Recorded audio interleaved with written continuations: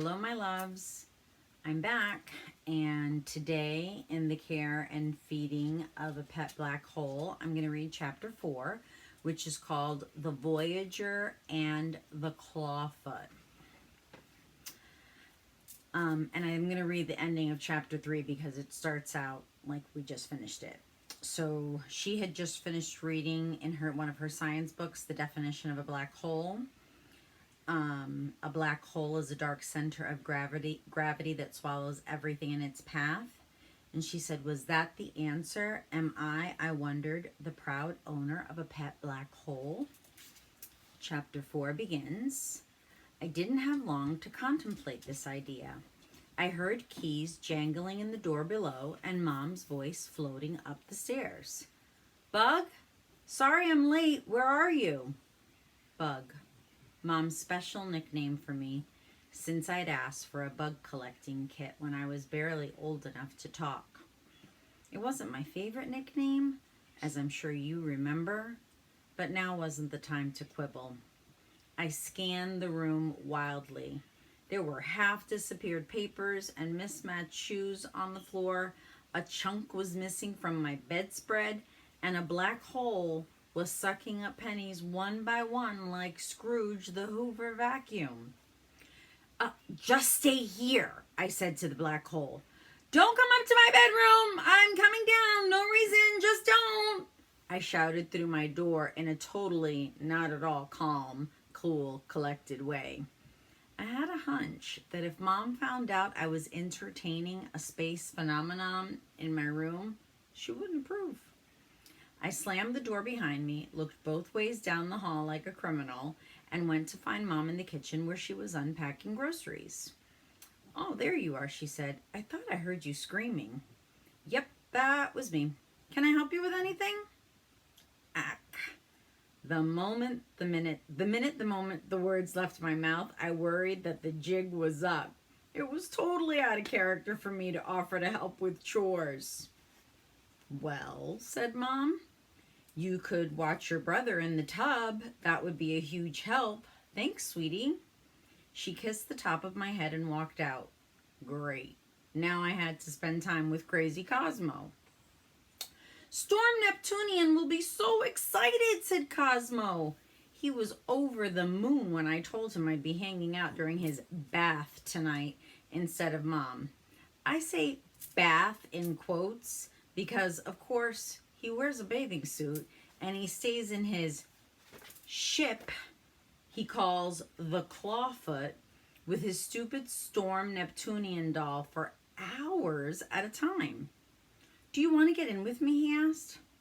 Cosmo, I will never in a billion, trillion, gazillion years get in the tub with you, I said. Now just wash your hair and let's go. Hoping he'd be quiet, I went back to making my list. Possible places to hide a black hole. Number 1, inside another black hole? But Storm Neptunian was feeling particularly chatty. Cosmo kept pulling the string on his back to make the doll talk. Don't be crabby, yelled Storm, and could you be a bit more Pacific?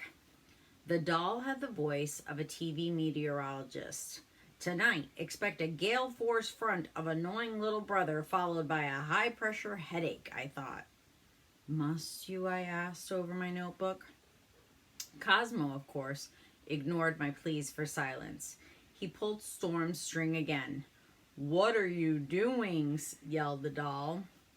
Yes, and how was your day? Asked Cosmo, casually leaning over the side of the Clawfoot tub. I went to NASA, I said. Great, another rookie mistake by my black hole brain. The place where you always told Dad you wanted to work, he asked. I gave him the look, the one that said, we don't talk about Dad, ever, and you know it. Why'd you go there? He tried instead. Because I wanted to drop off a recording, I answered. Why? Asked Cosmo. Because I wanted Carl Sagan to have it. Why? Because he's an amazing astronomer who's launching a spacecraft called the Voyager, and there's a record on board with all the wonderful sounds of Earth.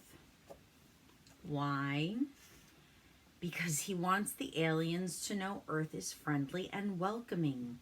The Voyager Golden Record contains all our best sounds, songs and languages, humans and animals, and it will be launched into space like a message in a bottle thrown into the cosmic ocean. It even has the best, most poetic whale song chosen from all the whale songs. Why? Because whale songs are beautiful. Why? They're sort of haunting and soothing. There are other great sounds too. There's birds, crickets, wind, rain, laughter, kissing, footsteps, tools, a car, a tractor. Why? I guess they thought the aliens might want to hear a tractor? Why? I stared at Cosmo. He'd finally stumped me. Why would an alien want to hear a tractor? Cosmo stopped his one-word interrogation for a moment and looked thoughtful. Are there sad sounds too, he asked. What do you mean, I asked. Well, you said there's laughing and kissing, and those are happy sounds. There's no growling tummies or yelling, no crying. I guess that's probably true, I said, realizing he was right.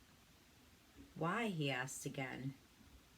Because, I wanted to say, the aliens would turn right around in their UFO if they ever knew it was possible for humans to be as sad as I am. If they knew how much I miss you, Dad. How much the feeling follows me around all the time like a stray dog. How most of the time, my own voice sounds like a fake recording of a happy person. How I haven't laughed, not once, since you died. But I didn't say any of that. Instead, I just reached over and pulled the string on the back of Storm Neptunian. I think you're fantastic. I didn't feel fantastic. I felt sad, as always. I felt worried. I felt as if I had no idea what on earth I was going to do with the black hole hiding in our house. So Cosmo likes to ask a lot of questions, lots of whys, which are always good. Questions are always good. We learned Stella's nickname that her mother uses for her, Bug, and how she got it. And we also learned that she doesn't normally offer to help with the chores. What's up with that, Stella?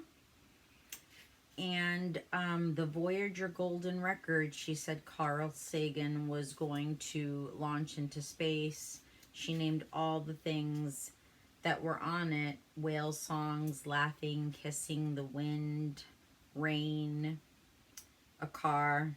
And yeah, why would they want to hear a tractor?